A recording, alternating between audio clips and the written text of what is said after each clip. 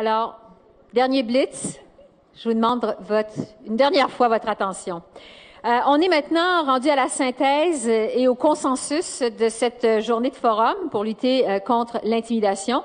Au cours de la journée, on a eu donc 3 séances de délibération.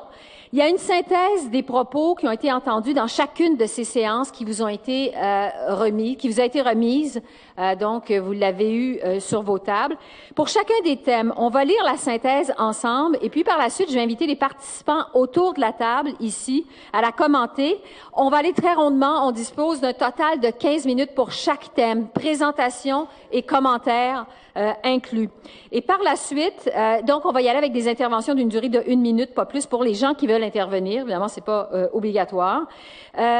Au terme de ces 3 périodes d'échange-là avec les gens de la salle, les gens de la table de délibération sur les 3 thématiques, les observateurs qui sont présents dans la salle vont être invités à intervenir. S'il y a des gens qui veulent intervenir, encore une fois, c'est pas obligatoire, pour compléter les propos, s'il y a des ajouts, des modifications que vous voulez apporter, mais sur l'ensemble des thématiques. Donc, on va faire un bloc avec les gens de la salle d'une durée de 15 minutes. Et comme ça a été le cas tout au cours de la journée pour les gens de la salle, encore une fois, la durée des interventions va être du maximum de 1 minute. Alors, sans plus tarder, on y va tout de suite avec la synthèse du premier thème, qui est prévenir l'intimidation.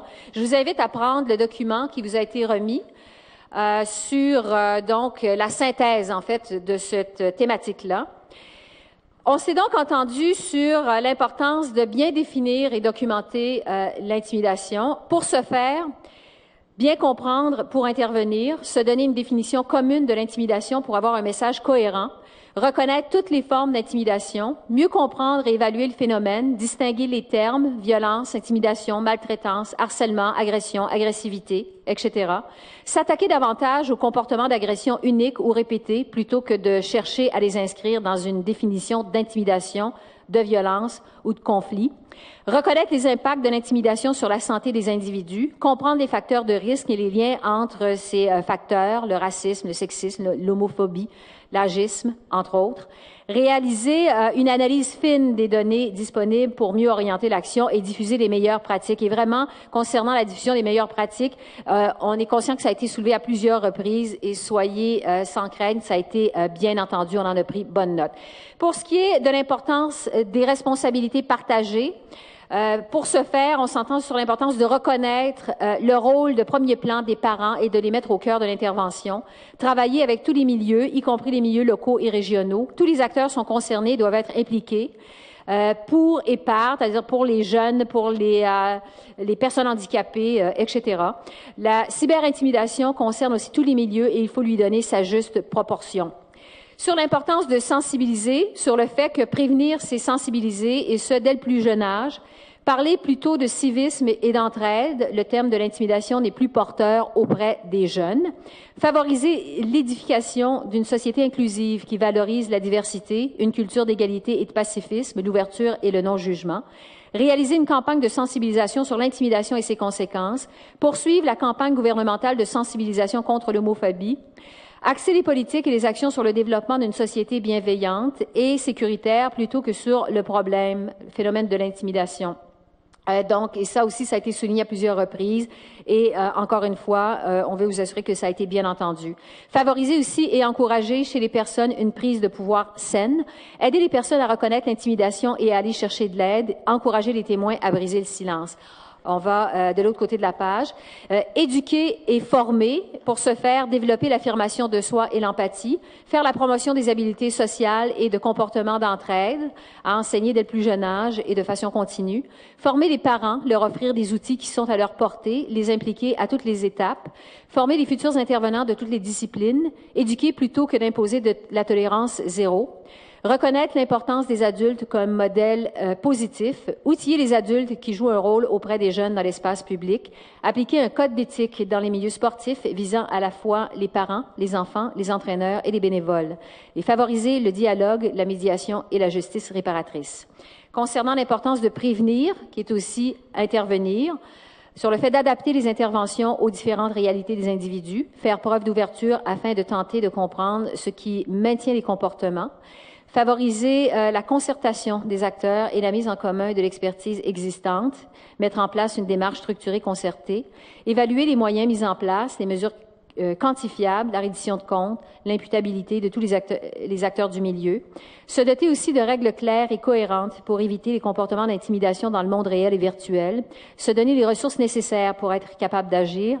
Utiliser et mieux arrimer les moyens existants et assurer le développement de nouvelles actions dans les cadres légaux plutôt et administratifs qui sont déjà existants. Assurer le continuum des actions entre les milieux. Relancer l'élaboration du plan d'action pour contrer le racisme et la discrimination envers les Autochtones. Et enfin, mettre en place des initiatives de travail de milieu pour accompagner les aînés qui sont vulnérables. Donc, c'est la synthèse de la première thématique qui a été discutée aujourd'hui, c'est-à-dire prévenir l'intimidation. Est-ce que ça reflète les discussions qui ont été entendues ce matin? Est-ce qu'il y a des éléments qui, selon vous, ont été oubliés? Est-ce qu'il y a autre chose à ajouter, des précisions? Vous voulez intervenir à ce sujet-là? Alors, il semble qu'il y a Madame Élisabeth Germain, qui est de la Fédération des femmes du Québec. Madame Germain, on vous écoute. Une minute, pas plus. Alors, je trouve qu'il y a quand même plusieurs intervenants et intervenantes qui ont parlé de la question des rapports de pouvoir et que cette question disparaît dans la synthèse. Je veux bien qu'on ait une approche positive, mais je crains qu'on fasse un peu d'angélisme en ne faisant que la promotion des habiletés sociales, alors qu'il faut clairement identifier les prises de pouvoir et rétablir des rapports égalitaires. Terminé. Alors, on y va avec Madame Marie Beaulieu, de la chaire de recherche sur la maltraitance envers les personnes aînées. Alors oui, il y a peut-être un élément qui m'apparaîtrait important de ramener, c'est, je pense qu'on est plusieurs à l'avoir souligné, sur la notion de parcours de vie, c'est-à-dire l'importance de prévenir à tous les âges et de réaliser que ce qu'on n'aurait pas prévenu à un certain moment a des impacts tout au long de la vie. Donc, il y a un effet en cascade. Merci beaucoup. Lynn Chamberlain, de la chaire de recherche sur l'homophobie. Oui, un élément que je veux amener, puis c'est vraiment un défi, c'est que, bon, toute la journée, je me disais, des personnes lesbiennes, gays, bisexuelles, transsexuelles, il y en a dans les milieux sportifs, il y en a parmi les aînés. Dans le fond, c'est ce que je veux amener, c'est la perspective intersectionnelle. Le fait que, par exemple, on a parlé des personnes lesbiennes, gays, bisexuelles, transsexuelles dans les communautés culturelles. Donc, il faut aussi, comme chacun, avoir il y en a parmi les personnes handicapées, donc il faut aussi comme avoir ce souci des personnes qui se retrouvent dans des situations qu'on appelle souvent de double discrimination ou de triple discrimination. Je n'ai pas de solution, sinon d'amener cette préoccupation-là et de souhaiter qu'elle soit reprise. Merci beaucoup. Rose-Marie Charret, de l'Ordre des psychologues du Québec. Dans définir et documenter le 1, 2, 3, 4, 5, 6, 7e point, comprendre les facteurs de risque, la façon dont c'est libellé, c'est comprendre les facteurs de risque et les liens entre ceux-ci, racisme, sexisme, racisme, sexisme, homophobie, agisme, ce ne sont pas des facteurs de risque, ce sont des conséquences justement des facteurs. Les facteurs de risque, c'est l'isolement, c'est le faible estime de soi, c'est le fait d'être différent, ça c'est les facteurs de risque. Merci beaucoup, Madame Charret. Jeanne Lagabrielle, de la Coalition des familles homoparentales. Oui, c'est sans doute écrit entre les lignes, mais il me semble que ce serait important que ce soit vraiment marqué noir sur blanc. Je ne vois pas écrit le mot école ou milieu scolaire dans la responsabilité d'éduquer, de prévenir. Et je pense que beaucoup d'intervenants ont souligné à quel point c'était des milieux importants puisqu'ils vont chercher tous les jeunes du Québec. Madame Claire Beaumont, de la chaire de recherche sur la sécurité et la violence en milieu éducatif. Oui, alors un commentaire sur 2 points dans la section définir et documenter. Le dernier point, diffuser les meilleures pratiques. Alors, il faudrait vraiment préciser ou éventuellement, qu'est-ce qu'on entend par meilleures pratiques? Est-ce qu'il s'agit de pratiques évaluées et reconnues par la recherche ou si ce sont les pratiques autrement? Donc, vraiment préciser ceci. Et l'autre picot qui est s'attarder davantage au comportement d'agression unique ou répété plutôt que de chercher à les inscrire dans une définition d'intimidation, de violence et de conflit. particulièrement dans la réalisation d'un portrait de situation, oui, mais aussi pour permettre des actions rapides et immédiates dès la première observation d'un comportement sans attendre qu'il y ait une répétition. Est-ce qu'il y a d'autres personnes qui veulent intervenir à ce stade-ci? Marjorie Gagnon, qui est du regroupement des maisons de jeunes. Oui, bonjour. En fait, je vois pas non plus la question du financement qui a été soulevée dans les trois étapes là, au niveau de la prévention, de l'intervention, puis du soutien aux acteurs. Le financement se retrouve nulle part, en fait. Puis je pense que ça a été souligné par la majorité des intervenants qui est en faveur d'un rehaussement de financement. Monsieur Claude Leblond, de l'Ordre des travailleurs sociaux et des thérapeutes conjugaux et familiaux du Québec. Oui, bonjour, bonsoir. Je veux revenir sur la question là, des déterminants sociaux de la santé. On ne le retrouve pas et je sais que je n'avais pas réussi à en parler dans le thème 1. J'en ai parlé dans le thème 2, mais je ne le retrouve pas non plus dans le thème 2. Et c'est probablement à définir et documenter où on devrait également retrouver la question de situer l'intimidation là, dans une perspective où on prend en compte les déterminants de la santé, dont les conditions de vie, l'accès au travail, des revenus suffisants, qui sont toutes des conditions facilitantes ou pas à la poursuite d'objectifs en lien avec la lutte contre l'intimidation. Maurice Dupont, du réseau de la Fédération de l'âge d'or du Québec. Oui, alors, à la fin de la page 2, mettre en place des initiatives de travail, de milieu pour accompagner les aînés vulnérables. Alors, en tout cas, je regarde de façon explicite, c'est le seul moment où on parle des aînés comme catégorie ou comme parcours de vie. Je voudrais bien comprendre et m'assurer que lorsqu'on parle de formation ou de choses semblables au niveau des adultes, que ça inclut aussi des aînés. Quand je regarde autour de la table, il y a plusieurs personnes qui ont 50 ans et plus, ou même 60 ans et plus, et qui font beaucoup de bénévolat et qui ne sont pas vulnérables. Alors, j'aimerais bien qu'on retienne ce point de vue-là aussi. Madame Valérie Roy, du Centre de recherche interdisciplinaire sur la violence familiale et la violence faite aux femmes. Je vais renchérir sur l'intervention de M. Leblond sur l'importance que les déterminants sociaux et que les facteurs de risque sociaux, donc pour moi le racisme, le sexisme, l'homophobie, l'agisme, c'est des facteurs sociaux, structuraux auxquels s'accroche l'intimidation et c'est important qu'ils soient dans les 3 axes selon moi. Mm-hmm. Monsieur Steve Foster, du Conseil québécois plutôt LGBT. En fait, pour moi, il y a peut-être un élément fondamental avec lequel j'ai commencé mon intervention qui disait que l'intimidation, c'est aussi l'homophobie. Et dans les définitions, on ne voit pas nécessairement une définition de l'homophobie, mais dire que dans l'homophobie, il y a quand même des paramètres qui sont liés à l'homophobie qui sont assez importants dans l'intimidation. J'aimerais qu'on le retrouve. Et l'autre aspect, par rapport aux communautés culturelles, on disait aussi de faire attention aux interventions pour prendre en compte les réalités de certains groupes de la population. Et ça non plus, je ne le retrouve pas. Puis pour moi, il y a des subtilités, il y a des sensibilités qu'on doit absolument avoir dans la lutte contre l'intimidation en rapport avec les communautés culturelles, justement.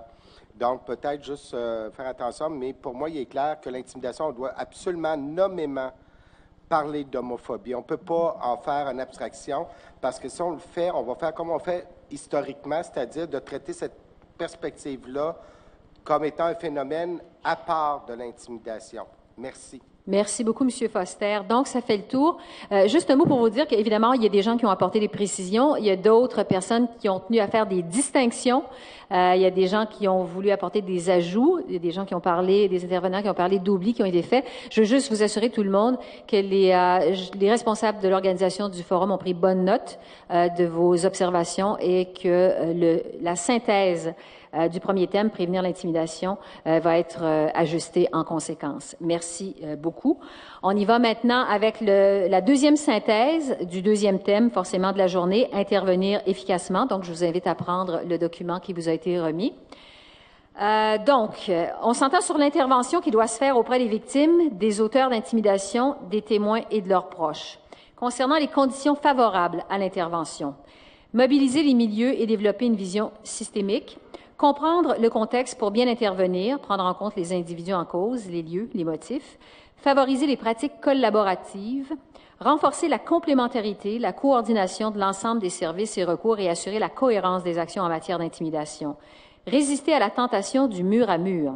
Soutenir la formation des divers acteurs, le personnel de la santé scolaire, du monde du sport, du loisir et des bénévoles.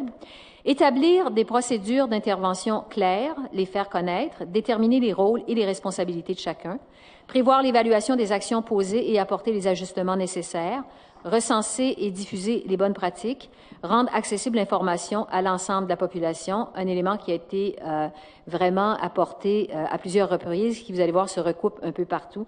Donc, soyez assurés que c'est un élément qui a été bien entendu.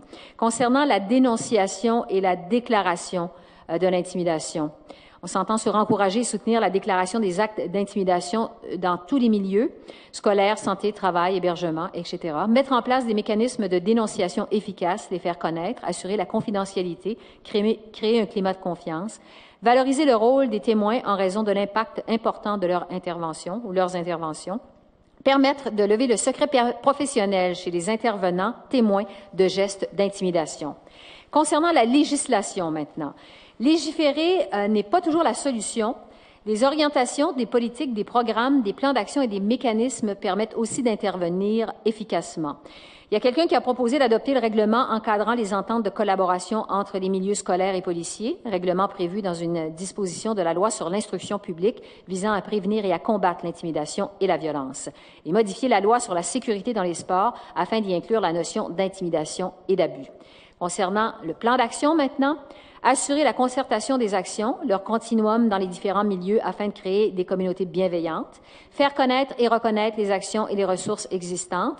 Parmi les moyens identifiés pour intervenir efficacement, on retient la promotion de bons comportements, la promotion d'activités de sensibilisation et de mobilisation collective permettant de se familiariser avec la diversité, l'enseignement d'une utilisation responsable et sécuritaire des technologies de communication et des médias sociaux, l'accompagnement des auteurs de gestes d'intimidation dans une approche réflexive pour que les situations d'intimidation ne se reproduisent pas en d'autres contextes, l'enseignement de comportements de remplacement, mesures de médiation et de justice réparatrice, programme d'entraînement aux habiletés sociales, système d'entraide par les pairs, réseau des alliés, comité de vigie, l'utilisation de technologies de communication comme outil d'intervention et intégrer un volet autochtone au plan d'action. Alors, ça fait le tour de la synthèse sur le deuxième thème de la journée, intervenir efficacement. Est-ce qu'il y a des gens qui aimeraient justement intervenir, apporter des précisions, ajouts concernant ce deuxième volet? On y va avec Claude Leblond, de l'Ordre des travailleurs sociaux et des thérapeutes conjugaux et familiaux du Québec. On dirait que je m'éveille plus rapidement que je pensais. Au niveau du dernier picus là, de dénonciation de déclaration, où on dit permettre de lever le secret professionnel chez les intervenants. Le secret professionnel en soi appartient à l'usager, au client. Et on le lèvera chez les professionnels, là, puisque c'est quelque chose qui est régi là, par le Code des professions qui s'adresse aux professionnels. En tout cas, dans le vocabulaire, il me semble, on devrait, si c'est ça qu'on veut faire, là, permettre de lever le secret professionnel chez les professionnels témoins de gestes d'intimidation. Sinon, je pense qu'on parle de lever la confidentialité chez les intervenants. Et si on parle du secret professionnel, on devrait peut-être étudier la question avant de directement s'orienter sur permettre de lever le secret professionnel. Il y aurait probablement des ordres qui seraient intéressés à vous parler à ce niveau-là pour vous éclairer ensuite dans les choix que vous devrez faire, les décideurs politiques. Marie Beaulieu, de la chaire de recherche sur la maltraitance envers les personnes aînées. Oui, alors dans la phrase introductive, l'intervention est vraiment posée auprès d'individus. On parle de victimes, d'auteurs d'intimidation, de témoins de leurs proches, alors que je pense qu'on est plusieurs aussi à avoir amené des interventions auprès de collectivités, donc des approches beaucoup plus globales. Donc j'aimerais voir retrouver ces deux niveaux. Et j'ai un deuxième commentaire concernant la partie sur le plan d'action, le premier PICO. On parle de communauté bienveillante et je vous assure que je suis très à l'aise avec le terme, mais en même temps, moi, j'ai amené un terme qui est peut-être plus répandu dans le secteur vieillissement où on va parler d'une promotion de la bientraitance. Marcel Lebel, de la Conférence des tables régionales de concertation des aînés du Québec. Le premier PICO dénonciation, pour éviter toute ambiguïté, travail, c'est marqué hébergement, etc. Je pense que ce serait important de distinguer. L'hébergement, on pense à des lieux collectifs d'hébergement et peut-être pas au domicile personnel, comme le bungalow. Peu importe l'endroit, là, je voudrais que ce soit clair. Hébergement, il me paraît synonyme de maison d'hébergement, résidence. Parce que ce qui se fait en privé, en tête à tête, là, des fois, c'est dans une maison, dans le bungalow, au sous-sol, comme on entend des fois à TV. Marie-France Legault, de l'organisme Ensemble pour le respect de la diversité. Oui, moi, je voulais simplement, en fait, mentionner que j'apprécie beaucoup de voir qu'on fait la promotion de bon comportement. Au lieu de punir, au lieu de dire non à l'intimidation, on est mieux de faire la promotion des bons comportements. Je suis contente de le voir, là, que c'est beaucoup ce qu'on voit là, dans la section du plan d'action. Mais je voulais simplement réitérer que c'est vraiment une approche qu'il faudrait qu'on prenne quand on parle d'intimidation. Vraiment, juste faire la promotion des bons comportements. On le voit, en tout cas, chez les jeunes, ça a un effet beaucoup plus permanent et beaucoup plus positif chez les jeunes. Steve Foster, du Conseil québécois LGBT. Oui, merci. Dans le plan d'action, le deuxième PICO, parmi les moyens identifiés, promotion d'activités de sensibilisation et de mobilisation collective permettant de se familiariser avec la diversité. Encore une fois, historiquement, le mot diversité a été initié par les communautés LGBT. Avec la pratique, on s'aperçoit qu'aujourd'hui, quand on parle de diversité, on parle uniquement de la diversité culturelle. Donc, j'aimerais qu'on complète cette phrase-là en disant tout simplement se familiariser avec la diversité, dont celle des communautés LGBT. N'exclut pas un, mais nomme particulièrement, parce que si elle n'est pas nommée, encore une fois, même dans les milieux scolaires, quand on parle de diversité, ils ne comprennent pas que ça comprend aussi les communautés LGBT. Donc, il faut nommer les choses pour qu'elles existent, malheureusement. Et étant donné qu'on est quand même entre 8 et 10 % de la population, je pense qu'on existe assez pour être nommé. Claire Beaumont, de la chaire de recherche sur la sécurité et la violence en milieu éducatif. Oui, dans le PICO, dans les conditions favorables à l'intervention, soutenir la formation des divers acteurs. Actuellement, dans la recherche, le type de formation qu'il faut promouvoir, c'est la formation accompagnement, parce que juste la formation toute seule, c'est moins efficace. L'autre PICO concernant les témoins. Alors, dans la dénonciation et déclaration, valoriser le rôle des témoins en raison de l'impact important de leurs interventions. J'ajouterais et sécuriser leur action citoyenne pour leur permettre de pouvoir faire des actions, parce que c'est la section qui est oubliée parfois. Et ça me permet de faire du pouce sur l'intervention sur les pratiques positives. Tant qu'à être dans la recherche, alors je vais terminer en disant que les interventions qui sont peu appuyées par la recherche sur la vidéosurveillance, les fouilles systématiques, les détecteurs de métaux, une approche de la tolérance zéro, on privilégie davantage les interventions graduées, des programmes sans mobilisation des principaux intéressés, les punitions, les suspensions, les expulsions, la judiciarisation des écarts de conduite mineure. Voilà. Merci. Steve Richard, du regroupement des organismes communautaires québécois pour le travail de rue. En fait, pour être davantage conséquent avec ce qui sera nommé au prochain thème, c'est-à-dire connaître et soutenir les contributions singulières des organismes communautaires, des travailleurs de rue, il aurait été intéressant de voir apparaître, aux conditions favorables à l'intervention, par la présence d'adultes dans les milieux de vie et les processus de socialisation. Donc, ça semble absent. Donc, les interventions dans les espaces de vie et de socialisation des individus. Jeanne Lagabrielle, de la Coalition des familles homoparentales. C'est au troisième point en partant de la fin dans le plan d'action, réseau des alliés. Juste un point d'orthographe, allié à la fin, c'est E-S, E majuscule. On n'accorde pas au masculin ce réseau-là, ces comités-là. Et puis, d'habitude, on est aussi plus explicite. On met réseau des alliés pour l'inclusion de la diversité sexuelle et de genre, par exemple.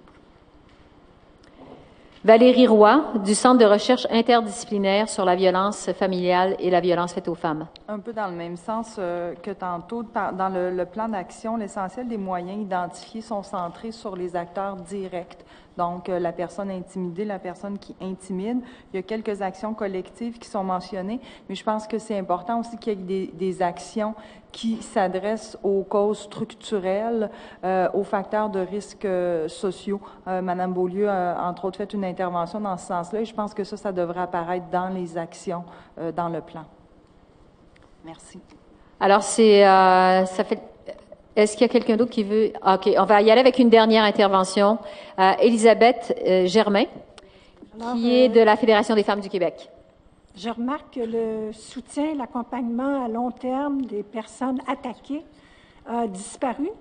Je pense que l'expression « personne attaquée » au lieu de « victime » vaut la peine d'être mentionnée. Et peut-être aussi l'expression qui a été dite, c'est-à-dire passer de victime à victoire.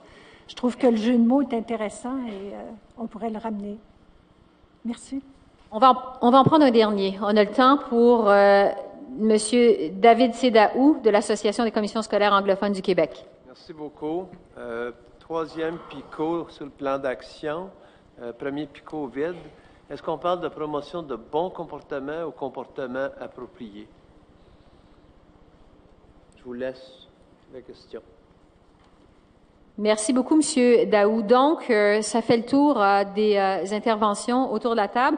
Juste pour vous dire qu'il y a des gens qui ont insisté sur l'importance de faire la distinction entre la levée du secret professionnel par rapport à la levée de la confidentialité, distinction entre hébergement versus domicile. On a insisté aussi sur la promotion des bons comportements plutôt que sur punir les gens, les personnes qui se livrent à de l'intimidation.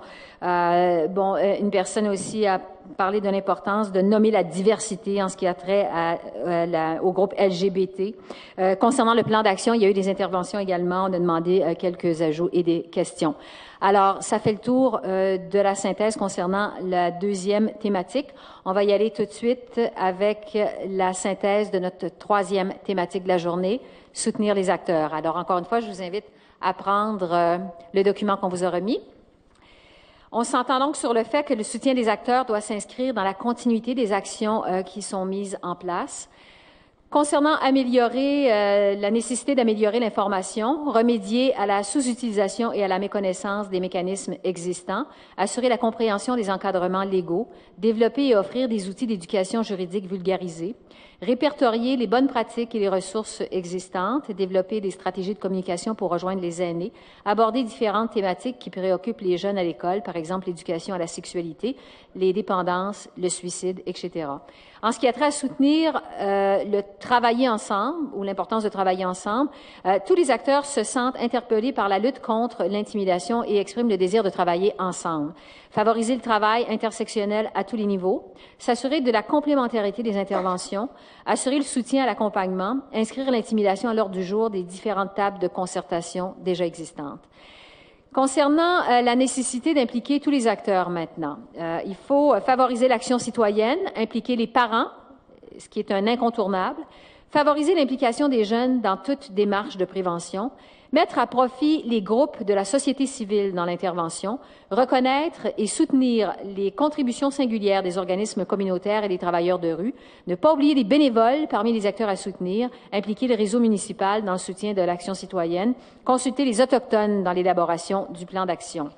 En ce qui concerne l'importance de parler d'une même voix, il faut s'assurer que le message véhiculé par l'ensemble des acteurs soit cohérent, prendre en compte les réalités des personnes ayant des limitations fonctionnelles, inscrire l'intimidation dans la prochaine politique québécoise de la jeunesse et de la stratégie d'action jeunesse.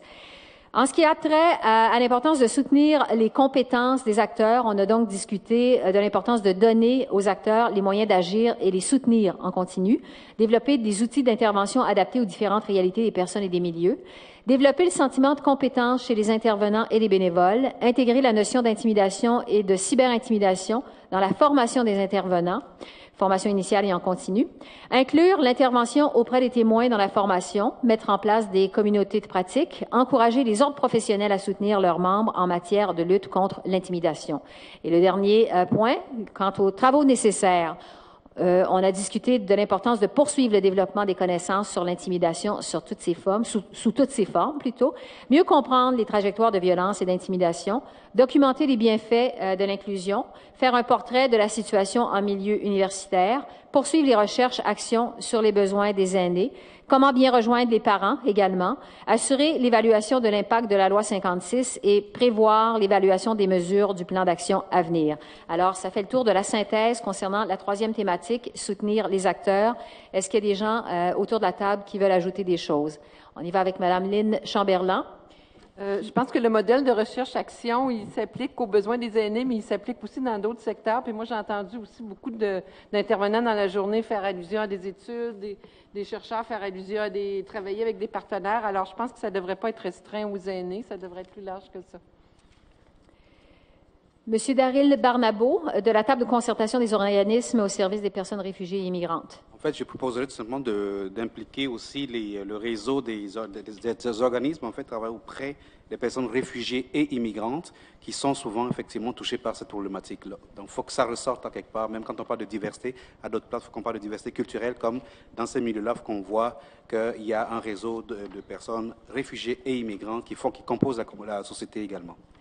Marie Beaulieu, de la chaire de recherche sur la maltraitance envers les personnes aînées. Oui, je pense qu'on est plusieurs à avoir parlé du succès actuel du plan d'action gouvernemental pour contrer la maltraitance envers les aînés, tout en sachant que ce plan-là est censé se terminer en 2015. Donc, on était plusieurs à dire qu'il fallait que ça se continue. Donc, ça, c'est dans la poursuite des choses. Et aussi, toute l'importance de la synergie entre les politiques publiques, parce que là, on voit différentes politiques ou plans d'action qui sont nommés, et il faut à un moment donné qu'il y ait des rappels dans les uns et les autres pour qu'on ait des actions cohérentes. Steve Richard, du regroupement des organismes communautaires québécois pour le travail de rue.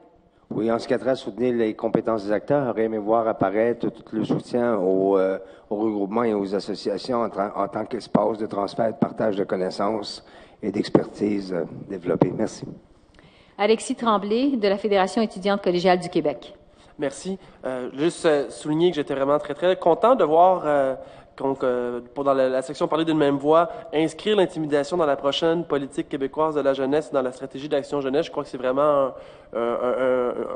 une action essentielle. Puis, je l'ai dit tout à l'heure, mais les fédérations étudiantes, ça va nous faire un grand plaisir de collaborer avec vous sur tout ce qui est de la notion d'intimidation avec cette politique-là, dans cette stratégie-là. J'en suis impatient, sincèrement. Puis, je voulais ajouter 2 petits points. Il me reste 30 secondes. Je vais en ajouter un seul, alors. D'offrir une reconnaissance certifiée aux écoles qui luttent contre l'intimidation. On le fait pour les écoles qui développent des initiatives en environnement, qui développent des initiatives sportives aussi. Je pense à la certification Cégep Vert. Pourquoi pas une certification pour les écoles qui luttent contre l'intimidation? Maurice Dupont, du réseau de la Fédération de l'âge d'or du Québec. Alors, à la page 1, le 3e picot de la fin, ne pas oublier les bénévoles parmi les acteurs à soutenir. Je veux bien m'assurer que les aînés font partie de la catégorie des bénévoles. Alors, au réseau FADOC, dans toute la province du Québec, c'est environ 16 000 bénévoles qui œuvrent dans nos différentes régions de FADOC. Alors, je voudrais que ce ne soit pas oublié. Marjorie Gagnon, du regroupement des maisons de jeunes. Oui, dans impliquer tous les acteurs. 5e picot, en général, les groupes communautaires autonomes, on milite pour la reconnaissance de nos pratiques et non pas la reconnaissance de nos contributions singulières.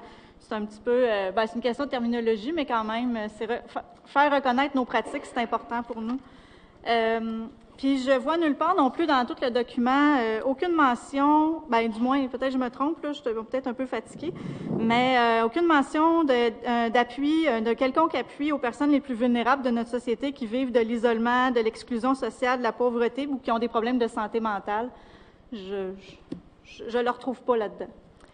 Annie Marié, de la Fédération étudiante universitaire du Québec. Mon intervention va être en 2 temps. D'abord, dans la section « Améliorer l'information », développer des stratégies de communication pour rejoindre les aînés. Je le changerai pour rejoindre l'ensemble de la population. Ça ne touche pas seulement les aînés. Il faut rejoindre toutes les tranches de la population. Ensuite, tout comme mon collègue de la FEC, Alexis, on est vraiment content de voir que l'intimidation va être mise dans la prochaine politique jeunesse, mais également dans la prochaine stratégie d'action jeunesse. Et on est prêt à collaborer justement avec le gouvernement et avec les différents comités qui vont être mis sur pied pour pouvoir en discuter plus longuement. Et de 23 secondes qui me restent, non, c'est correct, merci.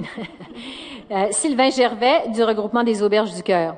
Oui, dans notre intervention, dans celle de d'autres qu'on a entendues, il était question, oui, d'inscrire notamment l'intimidation dans la politique québécoise de la jeunesse et dans la stratégie d'action jeunesse, mais plus globalement et plus largement, l'exclusion sociale des jeunes en difficulté. Merci. Claude Leblond, de l'Ordre des travailleurs sociaux et des thérapeutes conjugaux et familiaux du Québec. Oui, bonjour. 2 points. Dans améliorer l'information, le 4e PICO là, sur les répertorier des bonnes pratiques, je me demande si les termes bonnes pratiques est bien ce que nous voulons utiliser comme vocabulaire, si c'est synonyme de best practice. Je vous suggérerais plutôt qu'on utilise les termes pratiques prometteuses afin qu'on puisse éventuellement évaluer les pratiques actuelles au Québec et utiliser des modèles qui se développent au Québec plutôt qu'aller chercher des best practices d'ailleurs dans le monde. 2e point, dans impliquer tous les acteurs, je souhaiterais retrouver quelque chose là, qui prend en compte le fait qu'on a des responsabilités communes, tous les acteurs, mais qu'on a un apport particulier et différencié, chacun des acteurs, selon nos compétences spécifiques ou nos rôles spécifiques. Ce n'est pas de la Macédoine, c'est un apport de différents légumes et fruits.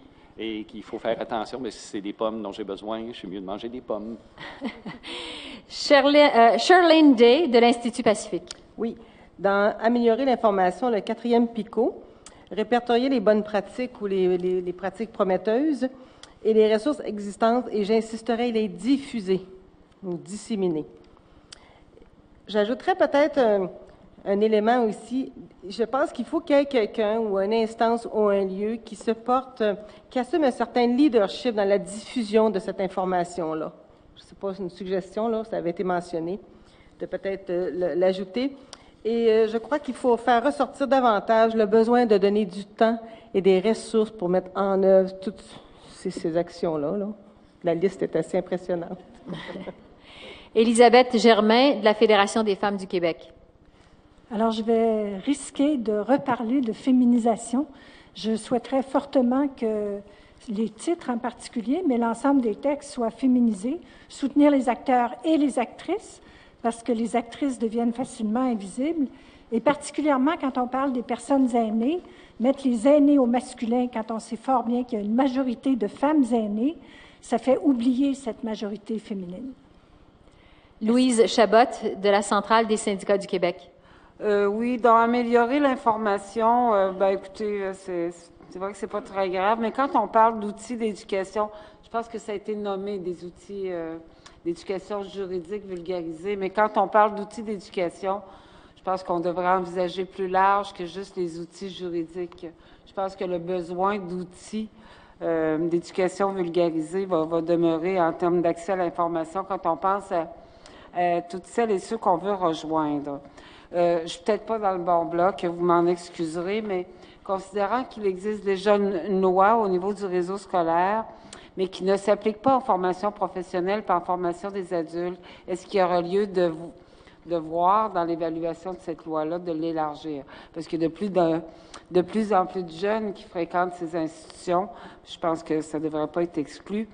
Et j'ai pas le temps de débattre sur le bien fondé de normes ISO. Là, notre collègue, notre jeune, de mettre des prix ou de donner une norme ou une certification. Il faut conclure. J'espère que, oui, j'aimerais mieux qu'on mette évaluer ça que plutôt que de décider que ce soit une idée à mettre de l'avant. J'aurais des réserves. Claire Beaumont, de la chaire de recherche sur la sécurité et la violence en milieu éducatif. Oui, mon commentaire, c'est en lien avec le 5e PICO dans les travaux nécessaires concernant la poursuite des recherches-actions. Alors, je suis d'accord avec le commentaire que je pense que Lynn a fait là, sur, pas seulement pour les aînés, mais j'ajouterais aussi, parce qu'on a beaucoup parlé de la collaboration, de mobiliser les gens, que les gens puissent se rejoindre, la recherche qui favoriserait la collaboration entre les différents secteurs, l'école, la famille, l'école, la communauté, parce qu'il y a de réels obstacles et il faut vraiment qu'on comprenne pourquoi ces milieux-là n'arrivent pas à se rejoindre. Alors, la recherche qui favoriserait les approches collaboratives pourrait être vraiment favorisée. On y va avec la dernière intervention des participants autour de la table. Steve Foster, du Conseil québécois LGBT. Oui, peut-être moi aussi que je suis fatigué, mais il me semble qu'on a parlé à quelques reprises d'imputabilité par rapport à l'élaboration d'un plan d'action sur l'intimidation, de rendre certains acteurs imputables, dont certains ministères, mais le commentaire est revenu, puis je ne le retrouve pas. L'autre aspect, d'en soutenir, il a été dit le financement des organismes, et je reprends, même si on l'a mentionné, mais il faut parler d'investissement dans les organisations communautaires possédant des expertises permettant l'application des plans d'action liés à l'intimidation. C'est vraiment un investissement comme on l'a mentionné, c'est parce que les coûts sociaux, après, vont coûter beaucoup plus cher au gouvernement et à la société. Donc, il faut vraiment avoir un langage de parler d'investissement dans les groupes communautaires qu'on ne retrouve pas nulle part. Merci. Alors, ça conclut les interventions des participants autour de la table. Vraiment, il y en a eu pour tous les goûts. Les échanges sont très constructifs. Soyez assurés que les responsables, les gens de l'organisation du forum ont pris bonne note de tout ce qui a été dit au cours donc de ces échanges-là.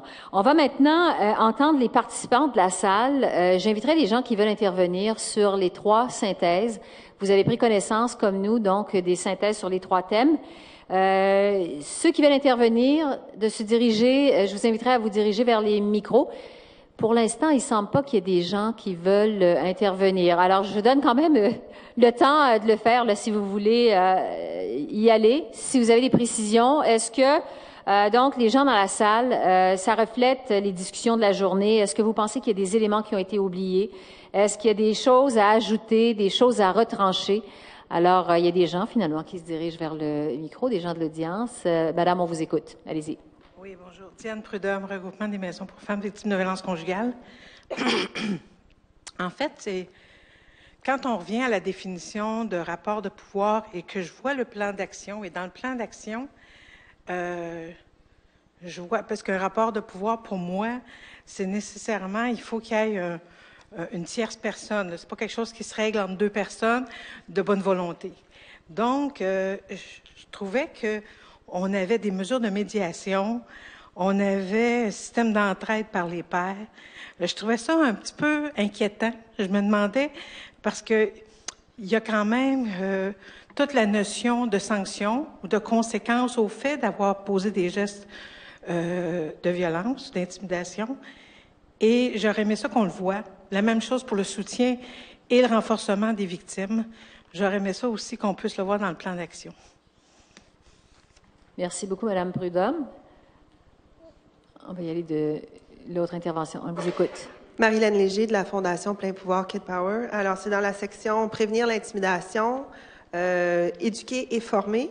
On parle de former les futurs intervenants dans toutes les disciplines. On en a parlé beaucoup. Je pense qu'il y a aussi de reconnaître l'importance des adultes comme modèles positifs, mais je crois qu'il serait aussi important de les outiller, ces adultes-là, pour qu'ils deviennent des modèles positifs, parce qu'on n'a pas tous appris dès leur plus jeune âge, nous comme adultes, à agir de façon à promouvoir des comportements prosociaux puis qui créent des relations sécuritaires et plus saines. Donc, ça pourrait être mieux mis de l'avant dans ce contexte-là. Est-ce qu'il y a d'autres personnes dans la salle qui voudraient intervenir sur la synthèse qu'on a fait depuis le retour du souper? Donc, sur les 3 thématiques qui ont été discutées aujourd'hui, prévenir l'intimidation, intervenir efficacement, soutenir les acteurs, aussi, ça vous satisfait ce que vous avez entendu des synthèses. Est-ce qu'il y a d'autres personnes donc, qui veulent intervenir?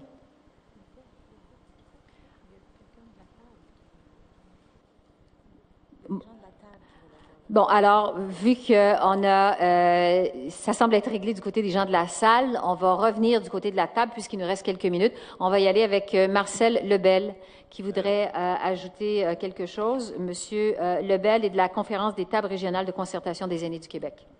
J'essaie de me rappeler, peut-être le temps fait son œuvre. Il me semble que j'ai parlé qu'on devait bonifier les curriculums à cause du vieillissement. J'ai vieilli, mais je suis encore en vie. C'est bon, oui, curriculum de formation. Ça va, M. Lebel? Ah, si vous le marquez, ça va aller. OK. David Sédaou, de l'Association des commissions scolaires anglophones du Québec. Merci. Ce matin et cet après-midi, j'ai toujours pris le soin de parler de des écoles et des centres. Parce qu'on a des adultes, 16 ans et plus, dans nos centres et souvent localisés dans des écoles. Alors, s'il vous plaît, nuancez les textes où possible pour inclure les adultes. Dernière intervention. Alexis Tremblay, de la Fédération étudiante collégiale du Québec. Alexis. Merci. J'en avais parlé un peu au début de la journée, puis ça a été repris à quelques reprises, mais la notion des représentants élus qui ont aussi une responsabilité en termes d'image, aussi en termes de message qu'ils portent à la population lorsqu'ils s'expriment devant les caméras. Donc, il y a des mentions là, d'encourager, de soutenir la déclaration des actes d'intimidation dans tous les milieux. On en parle à différentes pages dans la synthèse, mais de spécifier que les représentants élus à l'Assemblée nationale ont un rôle et lorsqu'ils s'invectivent comme ça pendant une période de questions, eh bien, ça a des répercussions néfastes auprès de la population et auprès de jeunes qui, comme moi, parfois écoutent à la télévision. Oui, ça m'arrive, des périodes creuses. Non, sincèrement, c'est amusant la période de questions, mais lorsqu'on voit des politiciens, des représentants élus qui ne se respectent pas, eh bien, c'est jamais très, très honorable pour la profession. Donc, de l'inclure dans la synthèse, ce serait une bonne chose, je crois. Quelle belle façon de terminer les échanges, de façon dynamique et même avec un peu d'humour. Merci beaucoup, Alexis.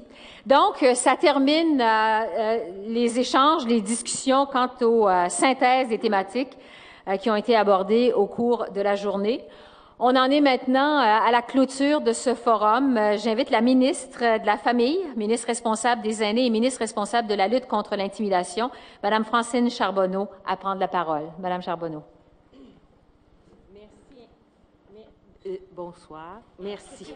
On vous entend. entend. Je n'étais pas sûre, la petite lumière clignotait, je n'étais pas sûre, et je me disais, quel défi incroyable à cette heure-ci de prendre la parole juste avant le premier ministre et pas vous endormir pantoute. Donc, très incroyable partenaire assis alentour de cette table, mais aussi assis en arrière de cette table.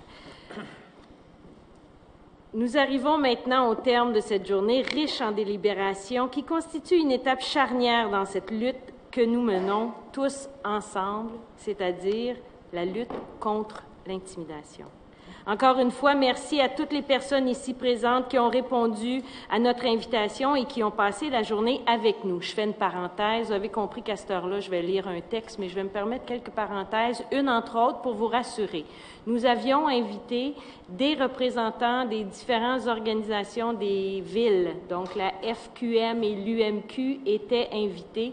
Mais pour toutes sortes de raisons qui leur appartiennent, ils n'étaient pas parmi nous aujourd'hui. Donc, les gens qui se sont inquiétés de ne pas les voir, sachez fort bien que les gens qu'on a invités et qu'on ne pouvait pas avoir avec nous, je vais les rencontrer avec mon équipe individuellement et cette fois-ci équipés plus que jamais avec l'ensemble des propos que vous avez eus. Donc, ils seront mis dans le coup, ne vous inquiétez pas.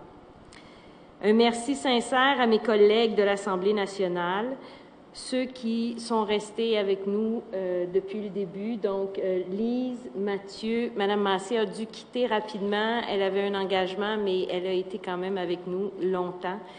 Mme Simard, qui était à mes côtés toute la journée. Vous êtes Monsieur... Barbu.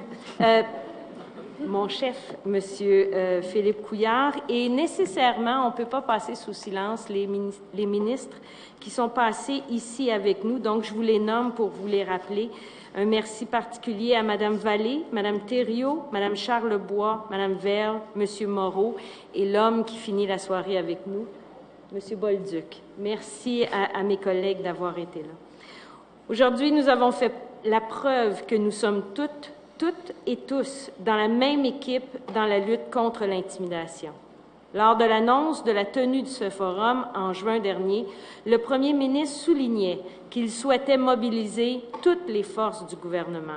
À la lumière des différentes interventions entendues au cours de la journée, nous avons plus que jamais la preuve qu'il est primordial de conjuguer nos efforts pour prévenir et intervenir plus efficacement pour lutter contre l'intimidation. Cela signifie bien sûr une grande collaboration entre les ministères et vous savez, en arrière de nous, il y a des gens de chacun des ministères. Les ministres sont ceux qui vont travailler, je le dis à la blague, c'est ceux qui ils n'ont pas pu passer la journée avec nous, mais ils avaient des représentants de chacun des ministères assis en arrière de nous pour vous entendre, prendre des notes et ramener au sein de chacun des ministères vos propos. Mais plus encore, c'est de vous ici, présents, que nous avions besoin, puisque pour qu'ils puissent prendre des notes et ramener ces informations, ça prenait des intervenants comme vous pour nous sensibiliser.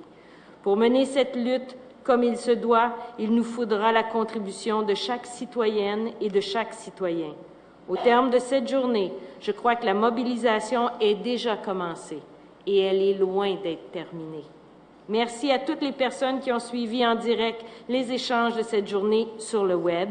Merci également à celles et à ceux qui ont donné leur opinion sur ce sujet ou qui ont bonifié les idées exprimées lors des délibérations sur le fil Twitter du ministère de la Famille, parce que la lutte contre l'intimidation concerne tout le monde, sans exception. Il est particulièrement important de connaître le point de vue des gens sur cette question, sur les actions prioritaires à poser pour prévenir l'intimidation et agir contre celle-ci, et sur le rôle de chaque personne en cette matière. Les citoyennes et citoyens peuvent contribuer à cette réflexion collective de deux manières. La première, en participant à la consultation en ligne sur le site web du ministère de la Famille ou en transmettant un mémoire afin d'exprimer de façon plus élaborée une opinion sur le sujet. Les points de vue formulés dans les mémoires et la consultation en ligne contribueront à alimenter le plan d'action qui suivra les travaux de ce forum. Notre objectif, déposer en 2015 un plan de match de société où tout le monde sera appelé à faire front commun contre l'intimidation. Vous avez jusqu'au 30 novembre prochain, inclusivement, pour participer et je vous invite à le faire en grand nombre. D'abord parce que c'est un enjeu de société qui interpelle tous les Québécoises et tous les Québécois, puis parce que c'est ensemble que nous travaillons à faire en sorte qu'au Québec, ce soit non à l'intimidation. Finalement, je dois vous remercier, vous, je l'ai fait, j'ai remercié mes collègues ici, mais je remercie l'ensemble des intervenants des différents ministères qui sont assis en arrière de nous, qui ont pris des notes, qui ont été à l'écoute, qui ont été silencieux, qui n'ont pas beaucoup bougé, mais qui ont travaillé comme des abeilles. Et je ne peux passer sous silence les membres de mon cabinet, les membres du ministère de la Famille qui, depuis le 23 avril, savent qu'on va faire cette soirée. Savent aussi qu'on va continuer à le faire parce que notre défi à nous, c'est de mener à terme vos attentes. Parce que dans le fond, au bout de ce travail, il y aura une société meilleure grâce à vous et grâce à tous ces gens qui contribueront. Mais en arrière d'une ministre, il y a une équipe proche, on appelle ça le cabinet, puis une équipe un petit peu plus proche du cabinet qu'on appelle le ministère. Et sans cette équipe, je ne serais qu'une autre personne qui marche dans la rue. Maintenant, avec eux, je suis une personne d'exception puisqu'ils me rendent exceptionnelle et je les remercie bien gentiment, mais avec beaucoup, beaucoup d'affection. Ça n'aurait pas été une journée comme ça s'ils n'avaient pas été là. Somme toute, merci à chacun d'entre vous et je nous souhaite de nous revoir très bientôt pour pouvoir continuer à parler de cette lutte que nous allons faire ensemble, la lutte contre l'intimidation. Bonsoir.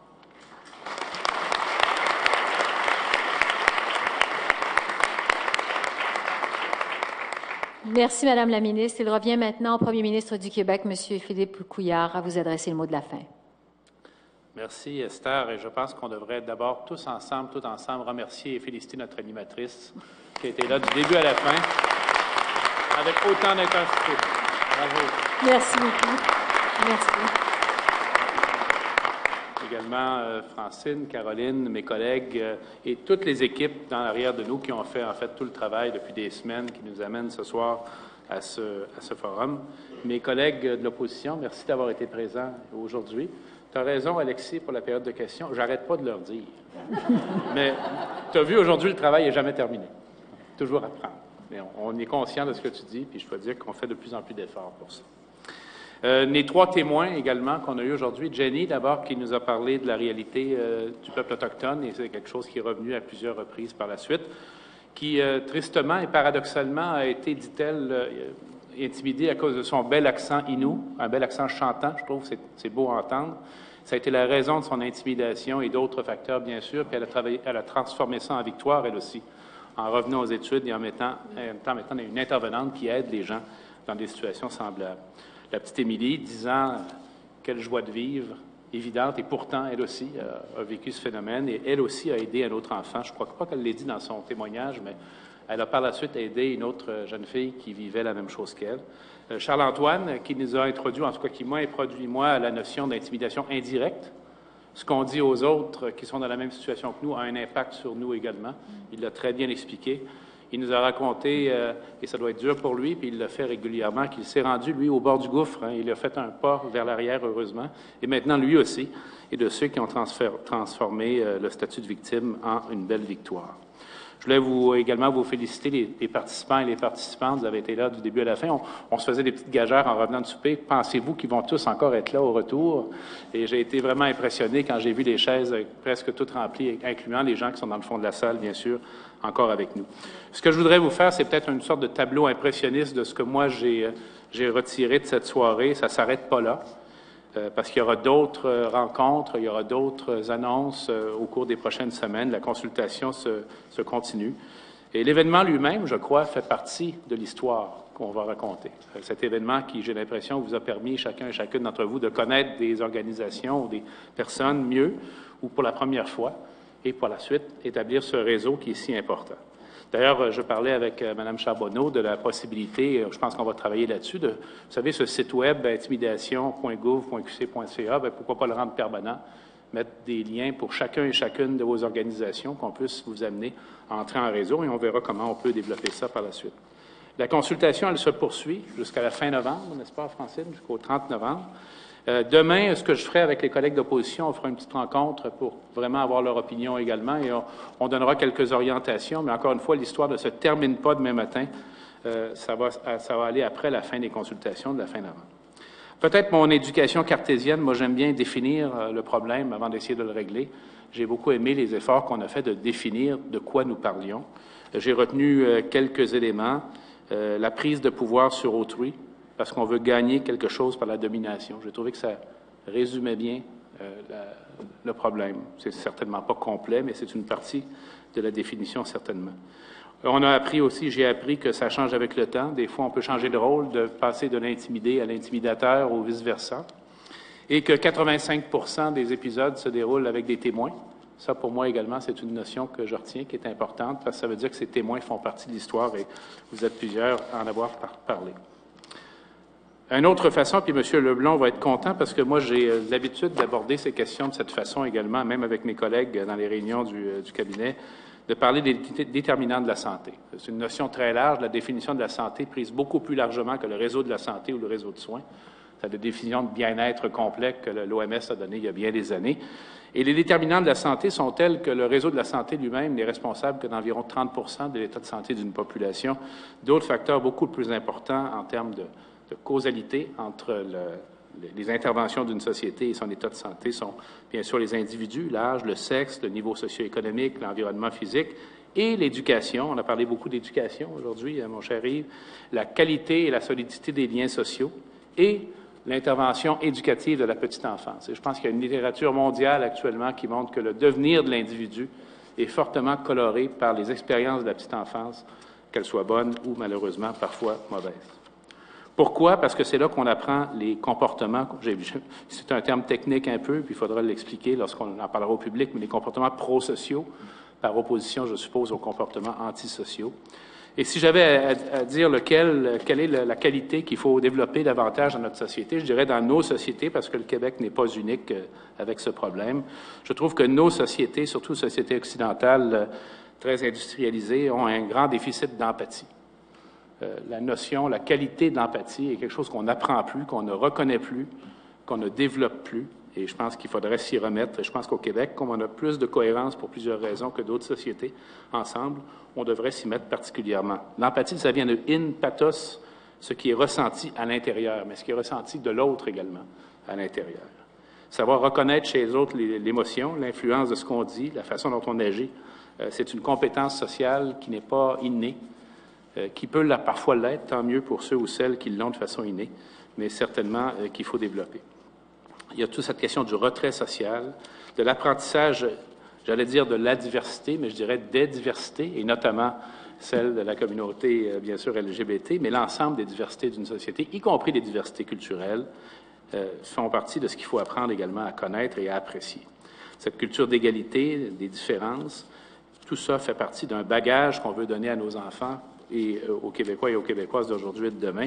Et j'ai l'impression, et c'est ce que j'aime dans ce thème, et je le pressentais, j'en suis encore plus sûr maintenant, que les bénéfices d'une action qu'on ferait ensemble bien concertée vont déborder la question de l'intimidation. C'est-à-dire que la compétence sociale accentuée, l'empathie mieux développée dans une société, les liens plus solides, d'après moi, font une société plus vivante, plus solide, encore plus largement et plus loin que la seule question de l'intimidation, même si ça a bien sûr une très grande importance. Une autre comparaison, vous allez dire qu'on me le dit souvent, hein, les médecins qui dirigent le Québec, vous savez, il y en a qui disent ça de temps en temps. Ce n'est pas nécessairement un problème, marquez bien, là, mais parfois il y en a qui trouvent que c'est un enjeu. Mais ça a coloré, moi, ma façon de réfléchir au problème, et je trouve qu'il y a souvent des parallèles. Hein. J'écoutais la façon dont on parlait des épisodes d'intimidation. Savez-vous, ça me faisait penser dans les hôpitaux. On fait des réunions pour parler des complications, des éléments malheureux qui se promènent, qui se produisent après une chirurgie au cours d'un traitement. Et il y a eu un gros changement de culture qui s'est fait il y a quelques années, qui a fait en sorte que les résultats se sont fortement améliorés, les soins sont devenus meilleurs, plus sécuritaires, parce qu'on a changé la question. Au lieu de demander qui a fait ça, on a demandé qu'est-ce qui s'est passé. Parce que justement, on sait que c'est une chaîne d'événements où c'est toujours plus facile et pratique d'identifier le ou la coupable. Et là, on a réglé le problème et on n'en parle plus.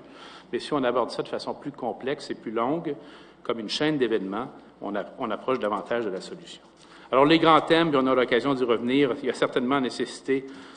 J'entends que le projet de loi 56 qui est devenu la loi semble satisfaisant. Et il faut avoir un plan d'action véritablement transversal, faire le bilan de ce qui se fait puis le partager. La recherche, le développement des connaissances également. Une autre conséquence de ma formation, de mon passé professionnel, c'est d'essayer de bâtir des politiques basées sur la preuve. Oui, basées sur la preuve, orientées fortement par la preuve, mais également avec la coloration de compréhension sociale et la capacité d'acceptation d'une société à un moment donné dans son histoire, dans un contexte particulier. Ça se décline de plusieurs façons. Ce problème qu'on a discuté ce soir, l'immigration. Merci d'avoir parlé de cet enjeu parce que, oui, vous avez raison, la démographie change chez nous. Vous savez que cette année, j'aime le redire parce qu'on doit prendre conscience, nous, Québécois, de ce que ça veut dire pour notre société.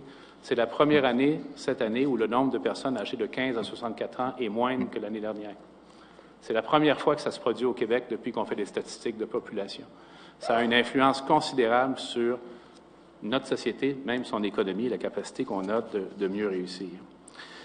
Les femmes, l'homophobie, bien sûr, un thème qu'on a beaucoup entendu. Les jeunes et les aînés, le milieu scolaire, le milieu communautaire et les travailleurs de rue. J'ai apprécié que les travailleurs de rue soient présents aujourd'hui pour nous donner leur témoignage. Sur la jeunesse, effectivement, la réflexion est avancée. C'est à Caroline que j'ai demandé de faire ce travail et il est avancé. Je pense qu'on peut s'entendre qu'on est mûr pour une révision de la stratégie. Ça date de 2000, je crois. C'est plus la même société déjà, 15 ans plus tard, et je pense qu'il faut la mettre à jour, de même que le plan d'action, la stratégie d'action, pardon. Certainement, oui, un volet autochtone. Écoutez, on aurait aimé donner plus de temps jusqu'au forum. Il y a encore du temps pour les peuples autochtones de travailler ensemble, de continuer leurs consultations, et il faut certainement, pour plusieurs raisons, que le plan d'action ait un volet spécifiquement autochtone. Les aînés, on a entendu la valeur des municipalités amies des aînés, la politique Vivre et vieillir ensemble, le plan d'action, la stratégie d'action sur la maltraitance. On a aimé l'idée, tout le monde, on a bien aimé l'idée d'identifier les personnes âgées, aînées, isolées dans les communautés. Je pense qu'on va réfléchir concrètement à cet outil-là. Et bien sûr, j'ai essayé de me faire éclairer sur la cyber-intimidation, les médias sociaux. Je comprends que c'est compliqué. On m'a recommandé la prudence dans l'approche législative. J'ai bien entendu pourquoi également. J'ai bien compris pourquoi. Évidemment, beaucoup de ça est du ressort du Code criminel, donc de nos collègues du gouvernement fédéral. Mais on va quand même former une réflexion sur cet enjeu-là. Je termine rapidement parce que l'heure avance. Vous avez été bien patient. Oui, responsabilité collective, certainement. Et je ne passerai pas sous silence. Vous avez cru remarquer depuis que je suis en poste que je n'ignore pas les problèmes ou les enjeux. J'ai bien entendu la référence, d'ailleurs qui a été fort bien menée en général, à la période de rigueur budgétaire que nous traversons. Elle est là, cette période-là. Je vous dirais juste brièvement, puis je ne veux pas faire un débat là-dessus à l'heure qu'il est maintenant, aujourd'hui, mais que la chaloupe du Québec, elle a plusieurs pistons actuellement. Là. Et il faut qu'on remette ça dans la bonne direction. Pourquoi? Justement pour nous redonner et conserver notre liberté de choix. Actuellement, on est, je peux vous le dire, très, très restreint dans notre capacité de faire des choix. Il faut donc retrouver cette liberté-là, ce qui ne nous empêche pas maintenant, pour des enjeux qui nous tiennent particulièrement à cœur, et cet enjeu que nous avons discuté aujourd'hui me tient, moi, personnellement, à cœur. Et j'entends en faire une priorité, parce que si on doit faire des choix, ça veut dire qu'il y a des enjeux qui deviennent prioritaires et d'autres qui le deviennent moins. C'est la nature de la vie, c'est comme ça. Une administration publique ou autre se fait de cette façon-là. Alors, on va vous revenir demain matin et, bien sûr, plus tard après la consultation. Je voulais vous remercier chaleureusement de votre présence, de votre patience également, de la façon dont vous avez mené les conversations ensemble. Ça a été formidable, la façon dont ça s'est déroulé. Moi, j'espère passer tout le reste de mes jours jusqu'au dernier à apprendre tous les jours. Aujourd'hui, j'ai beaucoup appris grâce à vous. Je vous en remercie. Bonne soirée.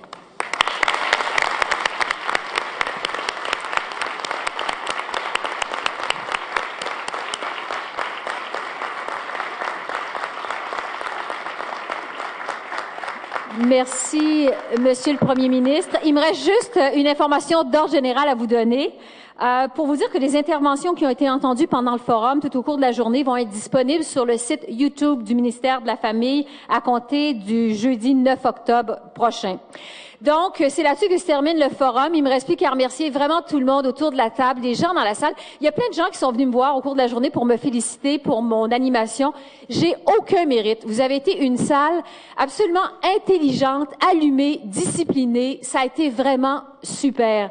Et je me sens très privilégiée d'avoir participé à ma façon à ce forum qui porte sur un enjeu tellement majeur de notre société. Alors, je vous remercie tout le monde. Je vous souhaite une bonne continuation.